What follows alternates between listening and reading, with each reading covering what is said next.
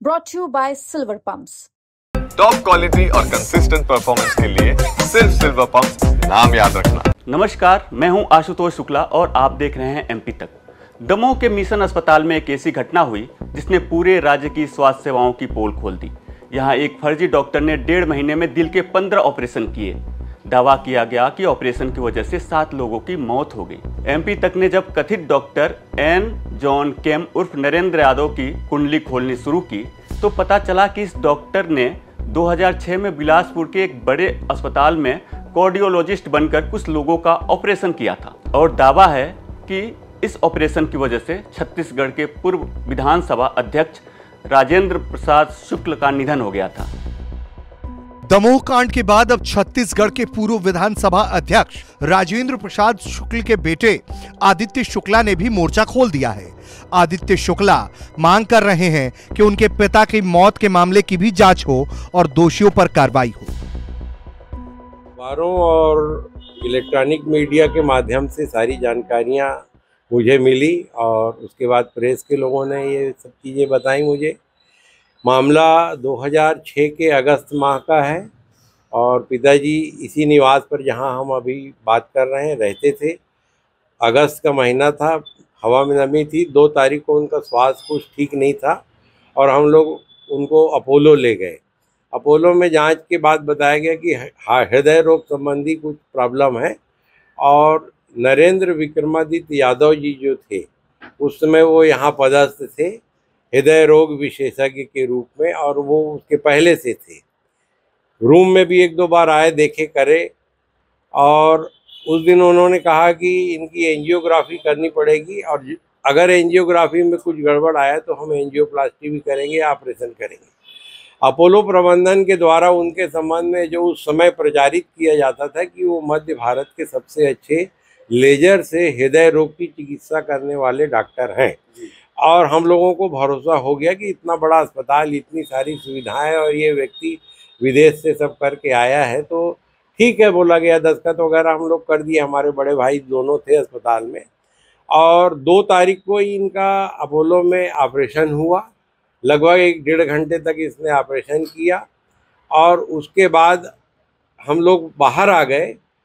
थोड़ी देर बाद शाम ढलते ढलते ये खबर आई कि पिताजी की तबीयत बहुत ज़्यादा ख़राब हो गई, क्रिटिकल कंडीशन है, अब तब जान जाने का डर है। बिल्कुल दहशत में आ गए और आईसीयू में तो थे ही।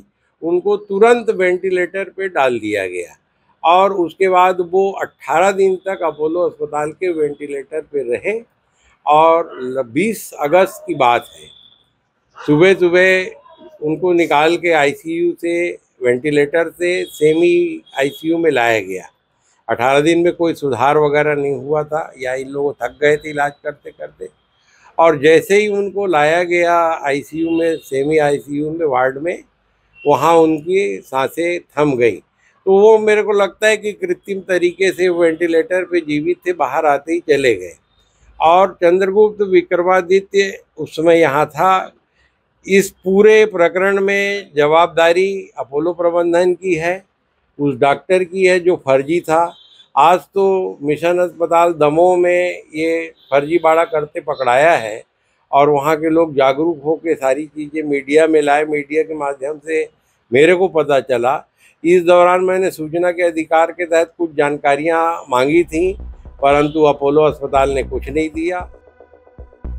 इस पूरे मामले को लेकर अब बिलासपुर का स्वास्थ्य विभाग सक्रिय हो गया है। मामले की गंभीरता को देखते हुए यहां के सीएमएचओ ने मामले की जांच शुरू कर दी है और अस्पताल प्रबंधन से पूरी जानकारी मांगी है। मैं उसका पता लगा रहा हूँ। अपोलो अस्पताल चूँकि बहुत पहले का प्रकरण है तो अभी जानकारी तो मिला नहीं है, इसके बाद ही बता पाऊंगा कि सही स्थिति क्या है। जिस तरह से कहा जा रहा है कि फर्जी डॉक्टर के इलाज के कारण उस समय भी मौतें हुई, अभी मध्य प्रदेश में भी मौतें हो रही हैं, तो इसके लिए जो अपोलो प्रबंधन को पूरा देख के उसको रखना चाहिए था क्योंकि बहुत बड़ा संस्थान है।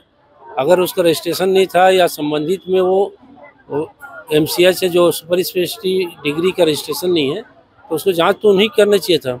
और तो अगर सही में आप लोग जो आरोप बता रहे हैं कि वो बिना रजिस्ट्रेशन किए हैं, मैं अभी जांच करने के लिए वहाँ टीम भेजा भी हूँ, उनसे दस्तावेज मंगाया भी हूँ।